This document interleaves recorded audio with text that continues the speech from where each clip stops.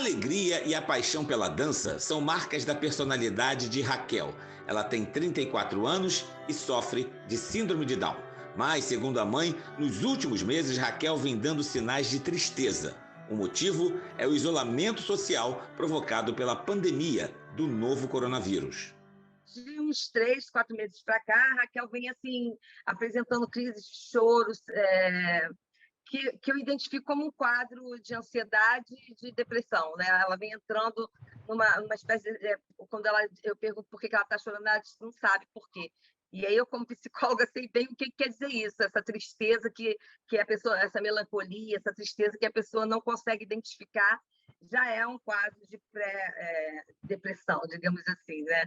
E é compreensível, porque já tem mais de um ano isso, né?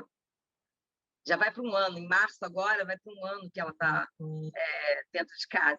Os portadores de síndrome de Down têm risco maior de contrair infecções por causa de uma deficiência imunológica relativa ao problema. Um estudo da Universidade de Oxford, na Inglaterra, em parceria com outras instituições, revelou que quem tem síndrome de Down tem 10 vezes mais chances de morrer de Covid-19. Agora, familiares de portadores da síndrome e também de outras deficiências querem prioridade na vacinação contra o coronavírus para quem sofre destes problemas. O que a gente tem colocado é que a luta não tem que ser só para síndrome de Down, mas para pessoa com deficiência, porque eu, por exemplo, sou orientadora e orientei pessoas cegas.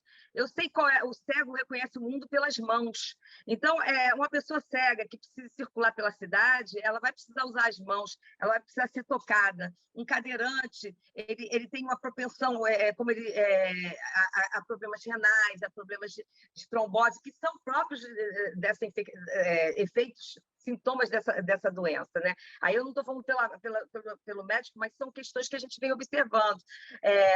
Além do que, a gente já perdeu muitos, a Raquel já perdeu alguns amigos, digamos assim, tanto cadeirantes como pessoas com síndrome de Down. A gente vem perdendo pessoas com deficiência, porque essas pessoas, mesmo que não tenham comorbidades, muitas delas são mais suscetíveis, justamente pela condição da deficiência, de adquirir essa doença. São mais suscetíveis que eu, que sou uma mulher que vou fazer daqui a 2 meses, 60 anos, eu acho que não tem comorbidades. Então, eu acho que eles teriam que estar na frente de pessoas da minha faixa etária que não têm comorbidades.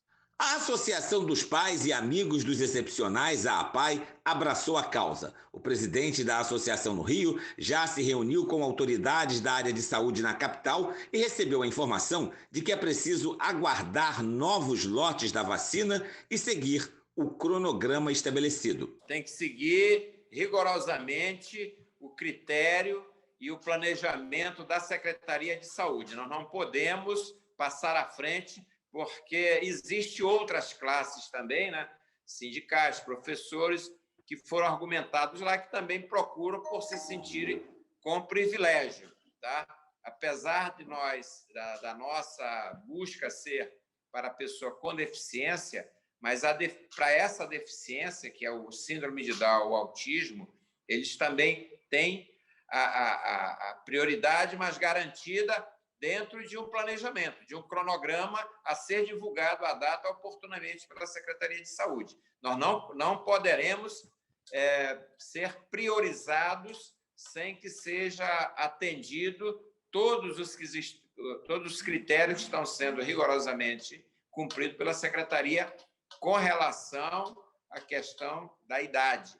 A prioridade é o idoso. Os pacientes portadores de doenças crônicas, né, eles precisam ser vacinados. É indiscutível o risco que todos aqueles que têm alguma doença crônica que fragilizam o seu sistema imunológico sejam vacinados num primeiro momento, sejam grupos prioritários.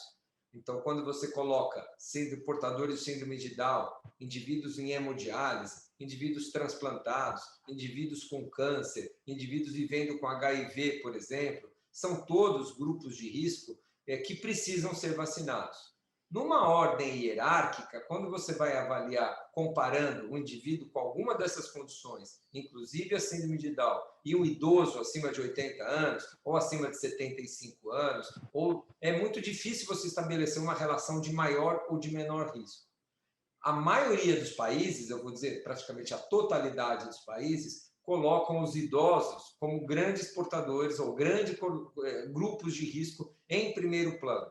Então, eu acho que terminando a vacinação dos idosos, assim que a gente vacinar, que corresponde entre os óbitos, entre as gravidades, mais de 2/3, praticamente 3/4 dos casos graves acontecem em indivíduos de mais de 60 anos de idade, eu acho que esses grupos todos, portadores dessas doenças todas, inclusive a síndrome de Down, devem ser vacinados. Infelizmente, nós temos uma quantidade de vacina ou de doses de vacinas muito pequenas. E é muito duro no momento quando nós sentimos que todos que têm um risco aumentado, nós precisamos elencar entre os grupos de risco aqueles que têm ainda um maior risco. Então, é difícil fazer escolhas, mas nesse momento eu acredito que os idosos devam ser os primeiros a serem vacinados e, na sequência, os portadores de alguma condição crônica, como a síndrome de Down, devem estar nesse segundo momento.